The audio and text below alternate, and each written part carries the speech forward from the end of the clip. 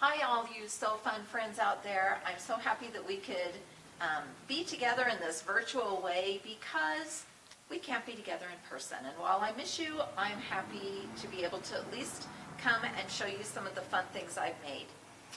I'm Lisa, for anybody who's new and doesn't know me, and I wanted to remind everybody that this Sew Fun presentation is brought to you free as part of your discount card purchase. And it's one of the many benefits you get. Your discount card that you purchase every year gets you 20% off all notions and accessories at any of our locations all year long. So it's really a great deal. Included with that is your Sew Fun membership, and each month you get a gift, and you can pick that up at any of the stores. So if you can't make it to one location on the week that they're there, you're welcome to pick that up at another location. So let's dive in and talk about some fun projects today.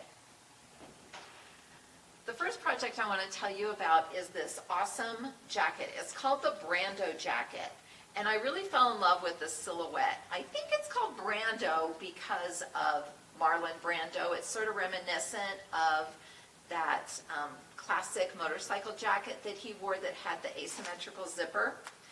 This is a really great intro into how to construct a jacket that has a bagged lining.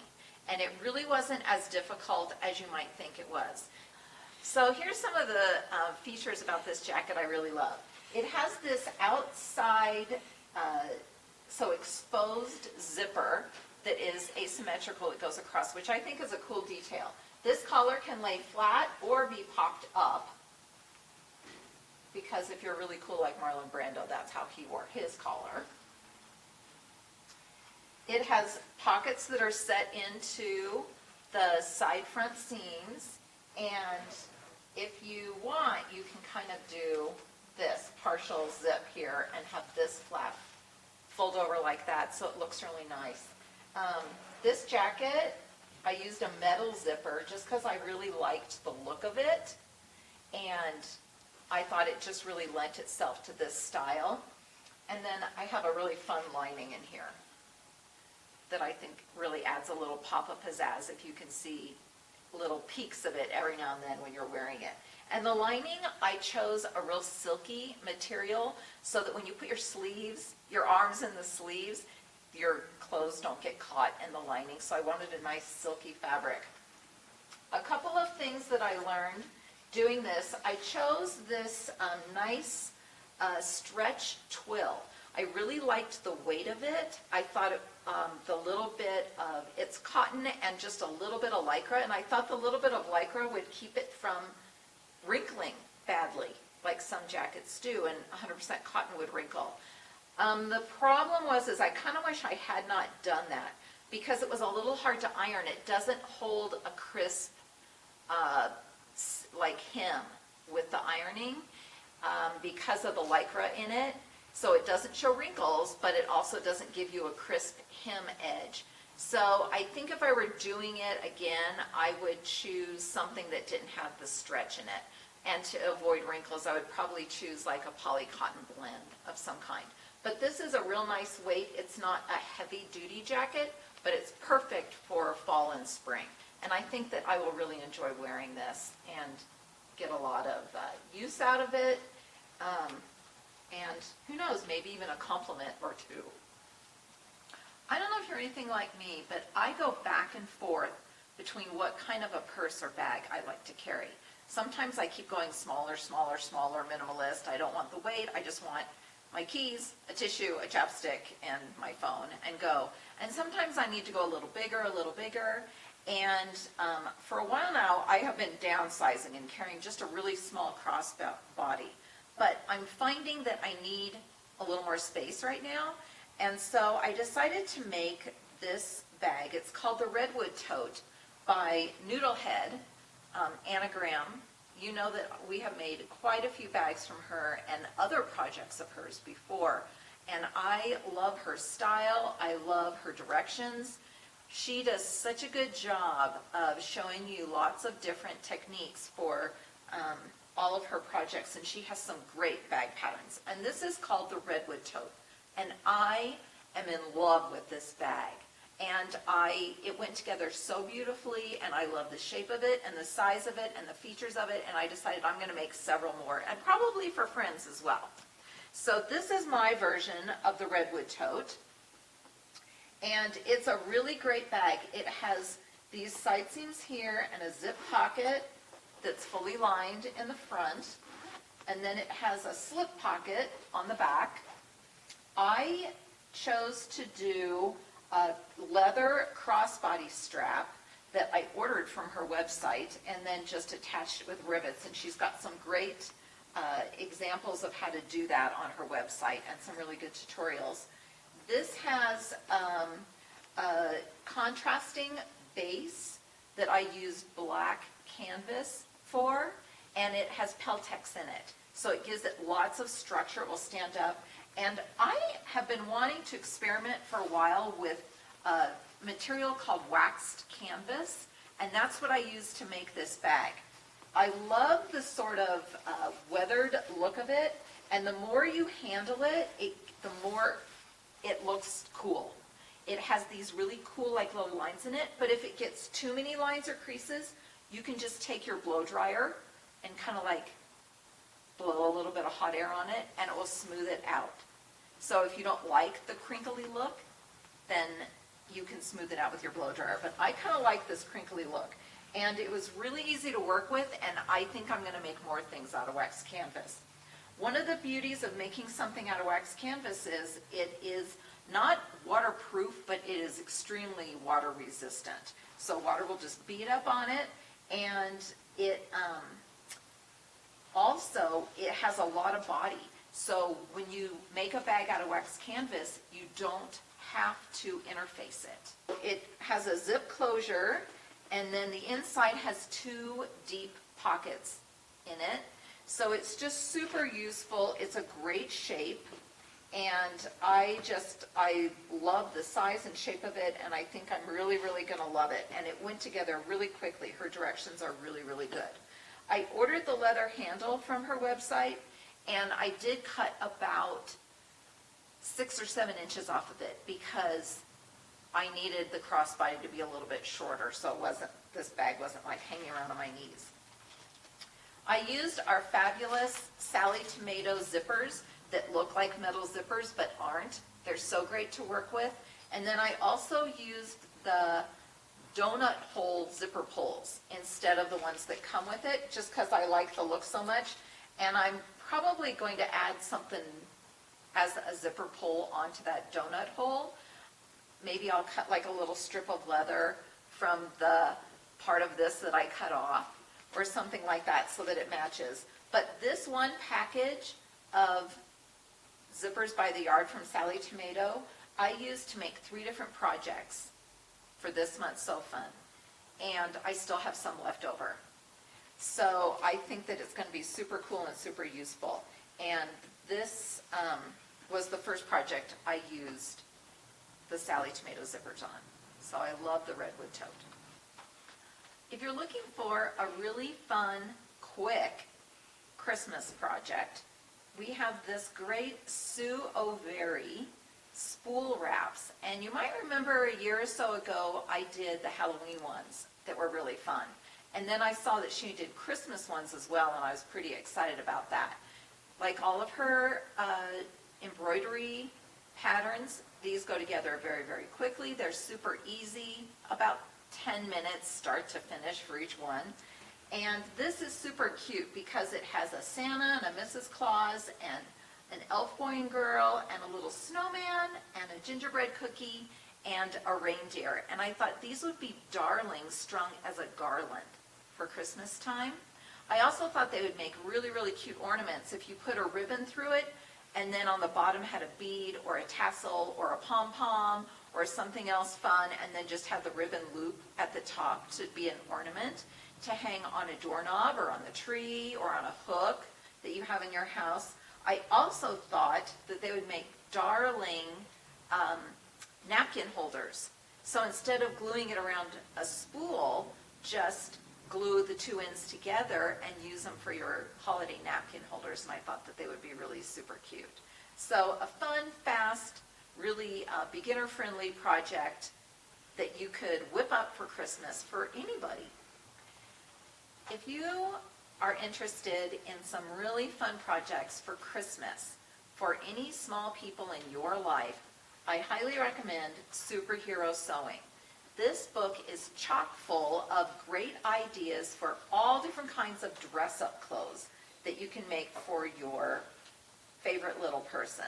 I think that she does a really great job of talking about how to make these projects simply and quickly, and many of them she has directions for making these dress-up clothes non-sewing. So she'll have, here's how you make this if you want to sew it, but if you don't want to sew it, here's another method that you can use to make these projects. So many cute ideas. Here's one for superhero sewing that includes capes and wristbands and hats and even capes that are sized for your favorite furry friend. And kids always love stuff like that.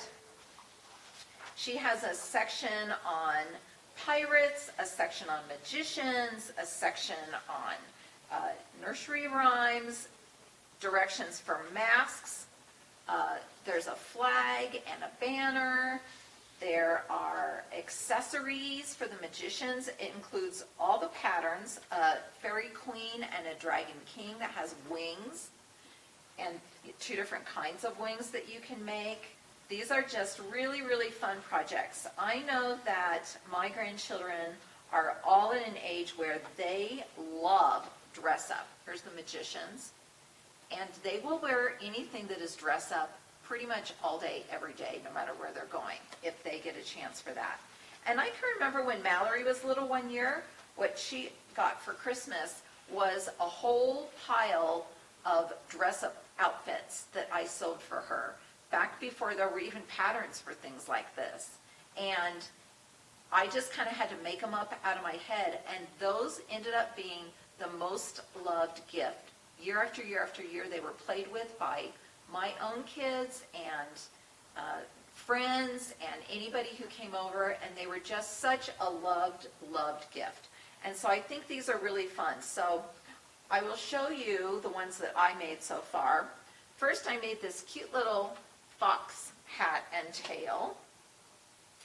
And the way this is constructed out of felt with the flannel lining, in the picture and in the directions, it's made to be kind of loose like this, so that it's really easy on and off, but the flannel lining kind of sticks to their hair a little bit, so it really doesn't move or fall off. And Mallory's little peanut Delaney was in here when we were setting up today, and she just wore this for like an hour and a half, 2 hours, and it never came off her head, and she just was having such a good time pretending to be a fox. And it has a little tail that you put around your waist with the elastic. The other projects that I made out of this were these darling pirate outfits. I made two. So here's one cape, and it's reversible. And here's the second cape. Again, a fun lining, really bright and colorful. And this is no-sew applique. You cut out the shapes and you iron them on with heat and bond. And they just work great. They're attached with Velcro. They each have a eye patch that I used that fold-over elastic, and I cut it in half along the fold-over line. So it's nice and soft and stretchy and will work really great. And then look at these fun pirate hats. Do you remember back when we had newspapers, when we would make hats like this by folding newspaper? It's that same process, only you do it with fabric. And I just thought they were just the cutest things ever, because I remember making paper hats out of that. So these are really fun, and I know that my little guys are really going to get a kick out of these for Christmas. For all you embroidery lovers out there, there's still time to make this fun Halloween project. If you have been sewing along with all the different Kimberbell bench pillows we've done this year, then you have probably seen this one advertised. It's called Twilight Boulevard, get it? And it has been very, very popular. It includes all the instructions for how to make the patchwork border and these 7 different blocks that you can arrange in whatever order you like so that your Twilight Boulevard looks the way you want your street to look. And I wanted to show you an alternative presentation that you could do with these fun embroidery designs. I just took several of them and put them in frames that had a 5x7 mat in them. Now you'll notice that it's a little bit tight on a couple of the embroidery designs, so I would just carefully take an X-Acto knife and cut that opening in the mat just a little bit bigger to show it. But this is a fun way that you can do this if you don't have the space for a bench pillow. The other thing you could do is just do a couple of the blocks and make a square pillow if you only have space for something like that. So it's really versatile. I really liked how this one has 3 and these 2 kind of go on the sides, so you can hang them up together in a long presentation of frames. Or you can do what Carol did, and she did a beautiful job on this, and make it into the pillow. And so Carol, our manager in our Westminster store, created this pillow that is very much exactly going along with how the pattern looks, and I think it turned out really nice. One of the really fun things about this design is you can also order this embellishment kit. So the embellishment kit comes with all these fun add-ons. It has embroidery leather in 2 colors, has 2 different colors of mylar, a couple different colors of glitter, glitter vinyl that you can applique and embroider. It has little embellishments of buttons and yarn and all kinds of fun things, including 2 sets of little twinkle lights. And the embroidery design does include the eyelets for those little lights to come through. I'll tell you a couple things that I learned while working with this. As you all probably remember, I am still a beginner embroiderer, so by far this is the most challenging embroidery project that I personally have done. And what made it challenging is all the different materials, the leather, the mylar, the glitter. Some of the things are done on felt. And so I feel like I really learned a lot in my own embroidery skills, like what kind of things to pay attention to with my needle and how it's threaded. I also feel like it was a little bit tricky learning how to tape things just right, but as all Kimberbell designs have, it has really good directions that help you with that, and so it was totally workable. One of the things, I was having lots and lots of problems with my thread shredding, and then Mallory said, well, your machine is going really, really fast. And I said, well, I thought they just went really fast. And she said, no, you can adjust the speeds. Maybe I'm not the only one that didn't know that your embroidery machine has adjustable speed. So slowing the speed down really, really helped me not have shredded thread and things like that, especially when I was embroidering on these other materials. Another thing that I learned when I was embroidering this is that it takes a lot longer when you have a 3-year-old on your lap. And when you're trimming all of the applique fabrics and she wants to hold the edge of the fabric while you're trimming it, that also takes a much longer time. So maybe if you don't have a 3-year-old helper, you'll get through this much more quickly than I do. But it was really, really fun, and all the little embellishments that it comes with really make this. It has the printed little tiny faux quilt here that you can hang on, and just lots of fun little things. The banner is dimensional, made with embroidery leather. There's a little bench pillow right here on this little bench that includes the printed fabric for that. So lots of fun ideas, and for you embroidery lovers, there's still time to make a fun Halloween project. You all know how much we love Sally Tomato. I think since we featured her in our trunk show in January, I think every presenter has done a Sally Tomato project, and I know tons of you have made lots of Sally Tomato bags and purses. We love her hardware, we love her zippers, and we just love her style. So I did the Mason bag this month because it comes in 2 different sizes, and I think that it's going to make a great gift for my cute little niece who loves hedgehogs. And so I found this really fun Japanese canvas printed with little hedgehogs on it to make it. I used the same zipper by the yard that I used for the Redwood Tote to make both of these bags, and had plenty in it. And I used Bosal in our form as the stabilizer inside of here. This works a little bit better than Annie's Soft and Stable because it's slightly thinner. So it functions the same. It gives structure that is soft, but it is a little bit thinner than Soft and Stable, and so that works a little bit better on these tight seams. These bags are pretty cool because the way the zipper works, it opens very wide, as you can see, and it allows for really easy access. Now, there was a tricky thing with this pattern because they do not have a drop-in lining like most bags do. They have you construct it where you sew it down on the sides, but if you find it a little bit challenging, they do have on their website a video class on making these bags that will help you through step by step if you find the pattern a little bit confusing.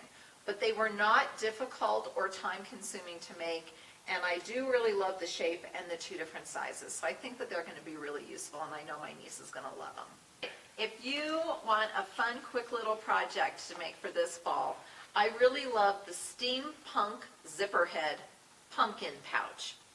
I just think their little mouths are so funny, and I love the gear and the nut and bolt for the eyes. I just think they're really hilarious. And I think that this could lend itself easily to Halloween or just for fall. You could put a little Thanksgiving treat in these as well to give to somebody, or just have sitting on your table. I think they're really cute. They are a completely in the hoop little project, and I also use the same zippers by the yard, my little Sally Tomato one, and a little donut pull here. I did line this one with some little spidery Halloween fabric because I thought that was super cute. It comes in 2 different sizes. The other size is just a little bit taller than this one. It's kind of hard to see on the front. They look pretty close, but they're just slightly different. But it uses very little fabric, it doesn't take very long, and it makes up really, really quick. And I do like that because these zippers are not metal, you can use them in your embroidery hoop and sew right over them. If you just slow the speed down like we established, it sews over those zippers, no problem at all. And they were a fun, quick project. As you all know, or maybe you remember, I have been learning how to use a serger, and I just bought my first serger about a year ago, and I have been really trying to experiment and make myself more clothes and more things for my family, and I really am enjoying learning all about serging. And it's a process like all things. So this month I made the toaster sweaters, and this is a really cool pattern because it literally is like 2 patterns for the price of 1. Because those sweaters, it's not like 2 different versions of the same sweater. It's like 2 totally different designs.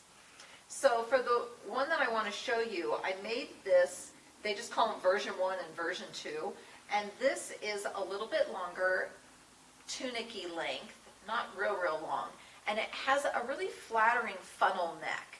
And the funnel neck is intentionally designed, it's not stitched down, it's just folded over. So it's a little bit loose and soft around the neck, which is, I think, a really flattering look, and it looks really, really good. It has long sleeves. It has a split hem. I will hold this up so you can kind of see it. So a split hem on the side, right here, and the back is slightly longer than the front. And it was very fast and easy to make because it was all done on the serger. And I really think I'm going to like it. I just made it out of a really soft cotton interlock knit, and it just went together really, really quickly. And if I end up really liking how it wears, I'll probably make more of them. One of the really useful notions that I discovered is this little serger seam hook called Little Hooky. And it comes in a 2-pack. So you get 2 of them. And what it is it's a way to lock your serge seams. You know how you're serging along and then you keep the machine running and then you have this tail of serged thread? So you weave this hook underneath the stitches, and it has a little hook on the end, and you grab the thread and pull it back down through so it runs that back underneath your serged seam to secure it so it doesn't come unraveled. And I thought that was super useful. Like I said, I'm still very much a beginner with my serger, and I'm learning about it, so these kinds of little things really make a difference for me. You know that I have become a huge fan of Laura Heine and her collage quilts. Last winter I did Peppermint, was the winter scene that had the big reindeer on the front. That was my first one, and it got me hooked, and I fell in love with the whole collage quilt process. It's like a completely different craft, and so creative and so much fun to do. Then you might remember in May I showed you a Halloween version of the dress where I turned her into a witch, and how fun that was. And I just can't get enough of it. So I did one of her other Christmas ones, and this is called Let It Snow, and it's a snow globe. And it was so much fun to put together. I really, really enjoy working with these kinds of cutouts. It's a little bit like scrapbooking and a little bit like applique. And it's just so fun to really use your creativity, and it's a great way to use up all kinds of fun scraps and novelty prints that have little things that you can cut out. And I had a lot of fun searching for prints that had like little presents or a nutcracker or little things of holly or elves or people or things like that that were going to make this whole thing come together. And there's lots of things to look at. I also wanted to kind of tie it into the one that I made last year, so I incorporated a few of the same fabrics, like these cute little camping animals cutouts that were prominently featured in the Peppermint one that I did last year. I also really loved the sort of Arctic animals that surround the snow globe. And this was what she did on the actual pattern, and I really liked the look of that. It's kind of soft, they kind of fade into the background a little bit, and I really appreciate that. As always, her directions are very clear. This was a fun project, and I think that you would really enjoy making this while you're sitting and watching holiday movies that are going to be starting very soon. Many of you have requested that we sometimes offer projects that are a little bit more challenging or a little bit more advanced. And so this month I made the Sparkle Quilt pattern. And this is definitely not a beginner project. I feel like I'm a fairly experienced quilter and piecer, and this absolutely taught me some more refined techniques and helped me expand my knowledge base quite a bit. When I first saw this pattern, I did not realize that it was going to be quite so challenging. I just fell in love with the way it looked. I just thought it was so pretty and modern and interesting. And then when I kind of got into it a little more, I really, really enjoyed that opportunity to refine my skills and stretch myself a little bit. And one of the ways that I did that is I've been working a little bit lately with specialty rulers. And there's a couple different specialty rulers that I used to make this quilt that really made all the difference. One of the rulers that made a big difference is the V block ruler. I feel like I've gotten pretty good at half square triangles over the years with just those 45-degree angles, but any angles that are not 45 degrees are, of course, much more challenging and more prone to error. And so this ruler really, really takes the guesswork out of that. It allows you to cut the perfect angle that you need for a variety of different sizes of blocks, and then it also shows you the perfect angle you need for the different pieces. So for example, it gives you the perfect angle for this V, and then the perfect angle for the middle block with all of the really great instructions. And then the other side of this ruler, when you flip it over, enables you to trim it perfectly. And it really takes the guesswork out of it. So like so many things in life, the perfect tool for the right job makes all the difference in the finished product. One of the things that I was super pleased about using this ruler is when I looked at all of the different angles in this quilt, and when it comes around for the show to the store closest to you, I want you to look, there is not a single point that is cut off in any of these blocks. And if you have done very much piecing, you know how difficult that is to do. And so I really feel like the V-block ruler is one that I will use again and again and again in my piecing. One of the really great things about this quilt is it comes with very, very detailed directions on how to construct all of the blocks in it. And on her website, she has very good instructional videos on how to use each of the rulers. So if the directions are a little bit hard for you to follow in the printed pattern, if you don't learn that way, she has free videos on her website showing how to use all the rulers that are very, very easy to follow and work really, really well. Another really useful ruler that she recommended for this quilt that I found really invaluable is called the Tucker Trimmer. And what this ruler does is it allows you to piece together a block where you have several different small pieces coming together at different angles. And it allows you to cut those pieces perfectly and then trim them perfectly so that they all match up exactly the way they're supposed to. Again, this was invaluable for the final outcome. I feel like these specialty rulers have really taken my piecing to the next level because they've enabled me to have the finished product look really, really great. Another tool that I found really useful now that I'm starting to utilize specialty rulers is Invisigrip by Omnigrip. Now, many, many months ago, probably over a year ago, one of my really sweet customers brought me a little piece of this to put on the back of one of the rulers I was using because she swore by it, and it is really, really great. So it's a really good add-on to the specialty rulers to make them not slide on the fabric. And so it's totally clear, it's not hazy in any way, and it has adhesive on one side, and you put it on the back of your ruler, and it makes it so it's kind of grippy down to your fabric, which also is really important for accurate precision cutting.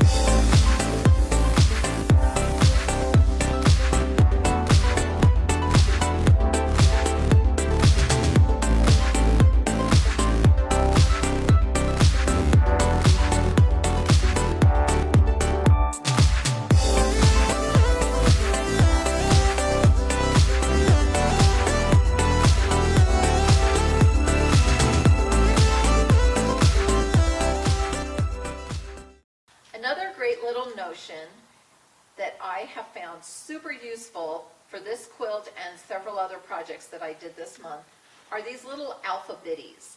And I love that they're this really beautiful turquoisey blue color, because blue is my favorite color. And these are incredibly useful. There are so many different pieces on this quilt that are cut a certain way for each of the different blocks. And so on the pattern in pencil, I would cut out all the pieces I needed for that block, and then I would write A in my pattern and binder clip the whole stack with the A on top. This has the whole alphabet plus numbers 1 through 10, and that enabled me to keep track so that when I was making all these blocks, I could look, all right, I need the B, or I need the F, or whatever different piece and the precise cutting that I needed. These really, really helped me keep organized, and I found them very, very useful. And then finally, I have this fabulous tabletop seam ripper. And I feel like so many times I need 3 hands when I'm ripping seams. And this gives you that. It's by Fiskars, so it's really nice and sharp, and it has a suction cup on the bottom that will suction right to your tabletop, and then you can separate your seam a little bit and pull it towards you when you're ripping seams. Of course, I'm assuming that you are like me, and there will always be seams that you have to rip when you're piecing a quilt, but maybe I'm the only one that occasionally sews something together wrong and has to rip it out. But if you're like me, and you occasionally have to do some seam ripping, this is like a third hand to help you with that, and I found it really, really useful. I know that table runners are really fun projects because they're quickly done, so they're very satisfying. And when I saw this book, it's called Table-tastic, I thought that that would be a really great Sew Fun addition. It has 20 patterns for table runners and toppers, which I think is really a great value. And the other thing that I really like about this book is it's a little bit of a skill builder. There's lots of different types of blocks that he teaches you how to make by making the different table runners in here. If you're not a person who loves table runners and table toppers, many of these blocks can be used to make like a pillow sham. And so I think that there's a variety of different uses for all the 20 patterns. If you really love one of the patterns, it would be very easy to repeat it and make it into a quilt or a throw or something like that. So again, this book has lots of inspiration in it. One of the patterns I really loved in this book is this one. It's called Westminster, and it's a variation on the log cabin block. And there's something really appealing to me about those traditional log cabin blocks. There's so many different ways that you can present them and turn them and use them in different ways that I think can read very modern like this one does. Also, one of the things I love about all the patterns in this book is I think they really lend themselves to seasonal sewing, which is always really fun to have. Another pattern I really like is this one. It's called the Kensington, and it's a table topper that's square. So it's not just a table runner, it's like one big pattern rather than repeated blocks. And so that is a really striking and interesting way to do a table topper, I think. This is another favorite. It's called Victoria, where you intersperse these very large star blocks with smaller ones in between. Again, I think this will look great in Christmas fabric. I think that would be really, really fun. The table topper I made is called Queen's Garden. I really love this pattern because the stars sort of are interlocking, and I liked that they had these open blocks in between. And I realized that I have lots of Halloween stuff and a lot of Christmas stuff, but I don't really have anything for fall. So I made one out of fall fabrics. I found these great fabrics. Almost all of them have some kind of metallic in them, the gold metallic, and I just thought, oh, they're so pretty for fall. And I got this all done, and Mallory said, that doesn't look like anything you would ever make, Mom. Those colors don't look like anything you would sew. And I looked at it and I was like, you're right, it doesn't, but I really like the pretty fall colors on it. And I think for like November, this would be really, really pretty to have on it on a table.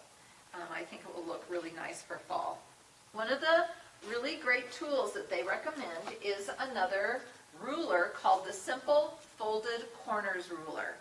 And what this is really great for is making blocks, because I actually used this also, in addition to my table topper, I used this on this quilt. because it's also really great for making these popped corner blocks like this little block right here. So this ruler provides you with two different methods for making these popped corner blocks, like you have this little corner right here where the block fits in to create this pattern. And they're very easy to follow. Again, many different sizes that you can use this ruler for, and this ruler is really useful for the patterns in the Table-tastic book, and I also used it on here. So again, the perfect tool for the perfect purpose really makes a difference in how your final product turns out. I used it here on this pattern on these blocks where you have these popped corners. And it just makes them turn out so perfectly precise and good, and really takes your piecing up to another level. I have a couple really fun notions for you this month. The first one is these Fiskars snips. They are my go-to snips. They live next to my sewing machine right there, and they are really, really great. They're super sharp. The spring is good, so you don't have to use a lot of effort to push them down and things like that. And they come with this really great little guard. So when you push the button and slide this up when they're together, it creates a guard to protect the point so that you aren't snagging things, so you aren't poking yourself, and so that the point stays nice and sharp and doesn't get dull.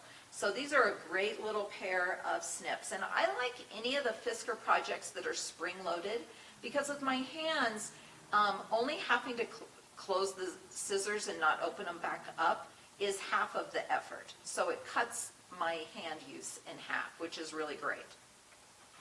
We also have these really fun needle keeper tins that are magnetic, and they come in some really pretty designs. This one is called Jubilee, and this one is called First Frost.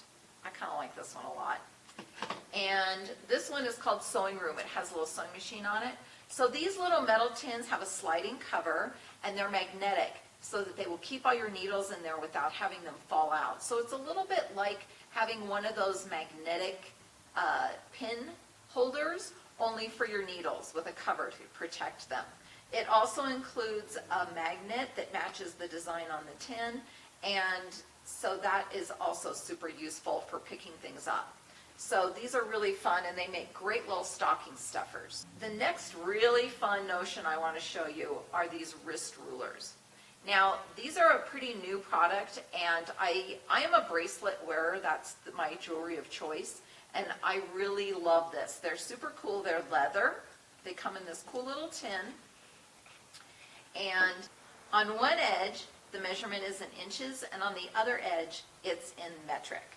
And so these come in different lengths and in different fun colors. So the one that I brought you this month is this natural leather color, and I'm wearing it right here. You can see how darling that is and how cute it looks. It just looks like a cool leather wrap bracelet, unless you look closely and you're like, hey, that's really cool, it's a ruler. It has this cool little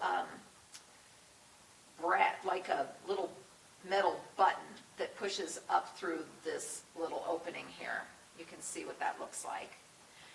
They come in different lengths if you want it longer. So the length that I have is 16 inches, and it wraps around my wrist twice with lots of give, lots of looseness.